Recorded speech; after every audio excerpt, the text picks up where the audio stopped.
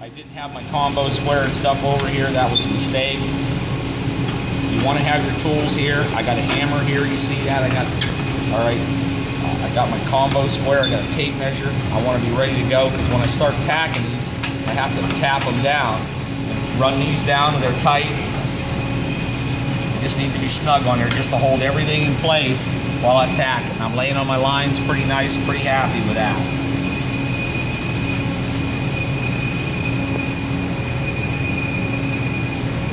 Okay, so got my machine set up. No, not yet. You need to tack it with the same process, the same filler electrode that you're going to take the test with. So what is it in this case, Amanda? 78. All right, what I like to do is get a little tack on it and go opposite corners. So eyes.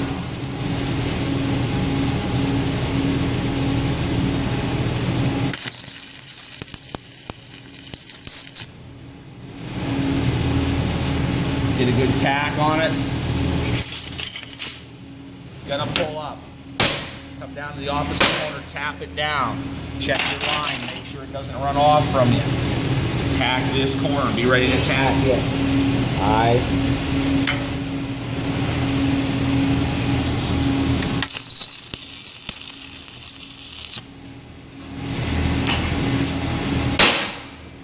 Now take a good look at it. Down pretty tight. Doesn't look too bad. Might be up a little bit on that corner, but I'm going to tack every corner. I'm going to whack it down as soon as I tack it. Eyes.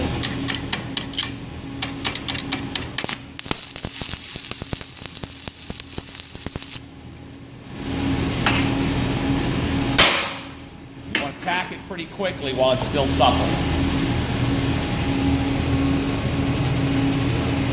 Eyes.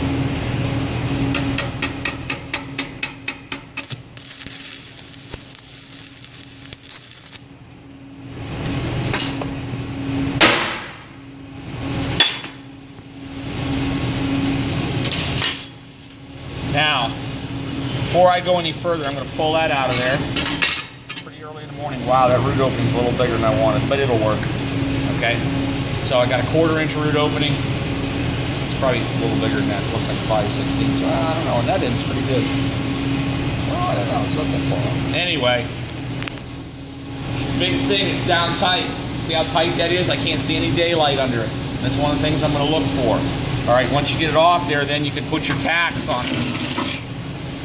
I got those lines on there now. I can start there, and I'm gonna put my tacks on it. I'd rather you didn't do the tacks on the fixture because we'll splatter the fixture all up. Now these plates are odd sized. So I'm gonna start and just run them. And I like to start in my line and come off. I want good quality tacks. That's gonna be part of your grade. You can be failed, not just here in the field, for having bad tacks. Okay, eyes.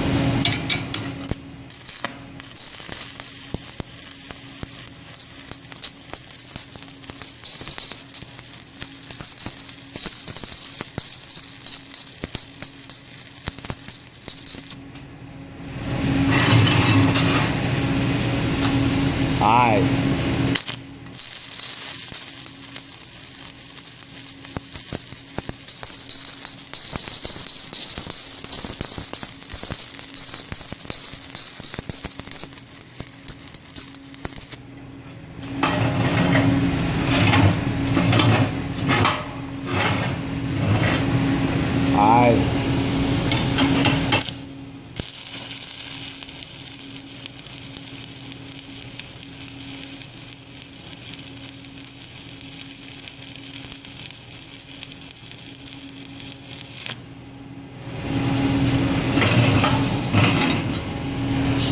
Eyes.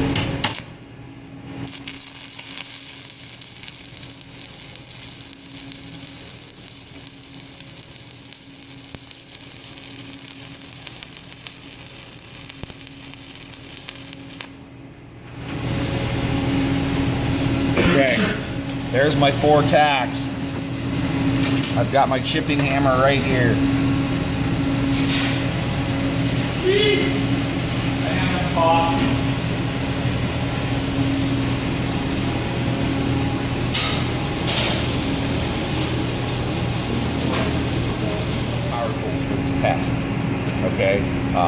This is the D1.1 test, and actually it covers D1.1 and D1.5 if we simply don't use power tools. Okay, and 1.5 is considered bridge certification. All right, so something you want to work with. Same way, you know, we're in the summer. The welding rod needs to be kept to a minimum. I don't want to see the plate all tracked up on your starts. That's going to be a deduction. Use your run-on, run-off tabs. You know, you have weak starts and porosity issues and stuff like that with all welding rods. It's not a huge issue because it's here, and I'm going to throw that away. So you use it every time on every process. When you go to the vertical, it's going to be the same thing. You start down here and you finish up.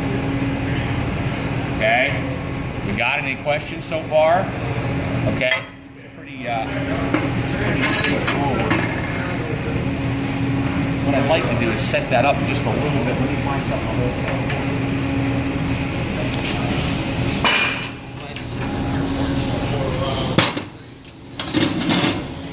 Get yourself in a comfortable position. Watch the clock. If you're gonna start one, I personally don't want to walk away. I'm gonna run it right straight through. Okay, so you know if it's around the break time and you want to work through the break and take a break later, or if you want to take a break before you start, that's fine. But you know the deal. If you're going to leave and go out and get some air, I need to know.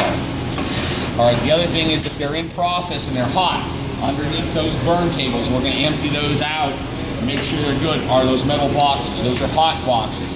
Put your name on it to the best of your ability. Put it in the hot box. Nobody is to touch anything that's in that hot box to cut up for anything else. All right.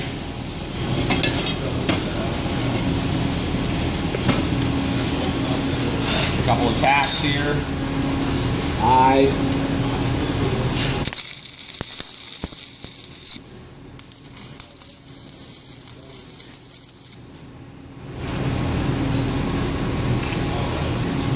All right, now, there's two schools of thought on the sequencing of this. And it only applies to the root cast. With a root opening this large, you're not going to get it all in one. And this is going to be all stringer, okay? So trying to weave that never works. Some people prefer going to the bottom. Other people prefer to go to the top and get that first one in. The top is the controversial one. Technically, you always want to start from the bottom and build up. If you do put the top one on and start to come down, that's the only time you do it. I personally prefer the top.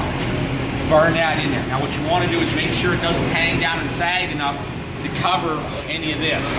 Because what's critical on this root is to get those edges tied into that backer bar. Alright? Eyes.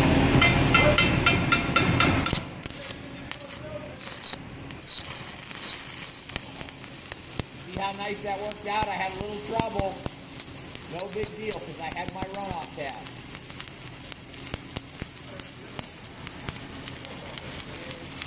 My arc is short, my angle is steep. I'm really concentrating just on getting that top plate bonded into the bottom.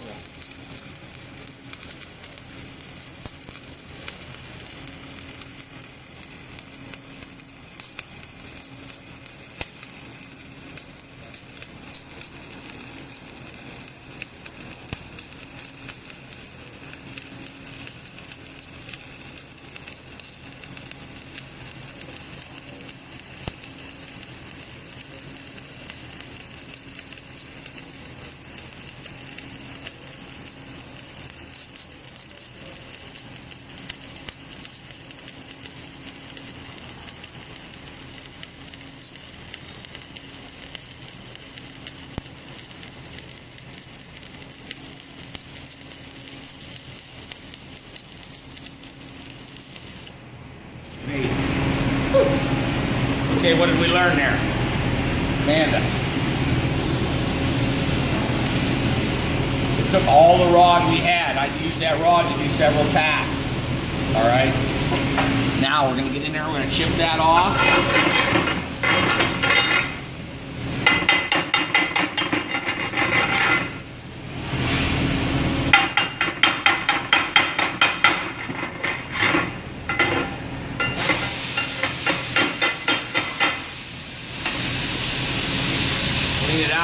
good.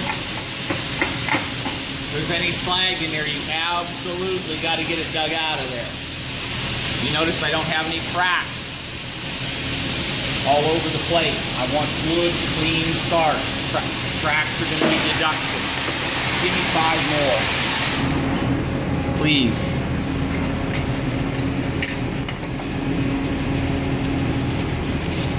Okay, different angle, different procedure. This time I want to really burn in. Okay, I'm going up 5. That rolled over a little bit. Okay, I don't think it's critical. I can deal with it, but I want to really get it in there. Okay, eyes.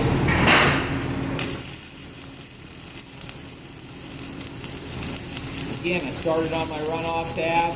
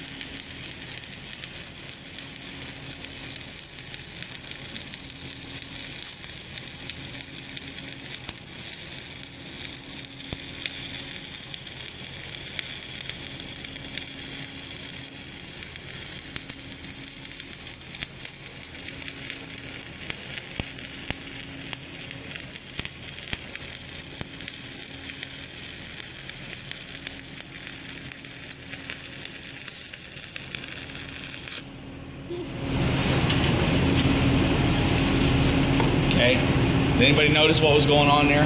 I bet you couldn't see it.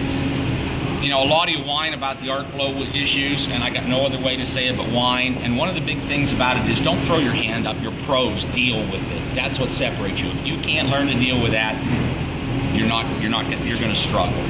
I started off on that with a rod in my stinger at this angle right here, and it started to burn off on me. So I twisted the rod, the electrode holder, to compensate for that. Where was it when I ended? So it doesn't matter. I could have been like this if that would have took. Concentrate on the puddle, and if it isn't doing what you want, compensate and do it quickly. And you'll do that if you concentrate on what's going on with the puddle.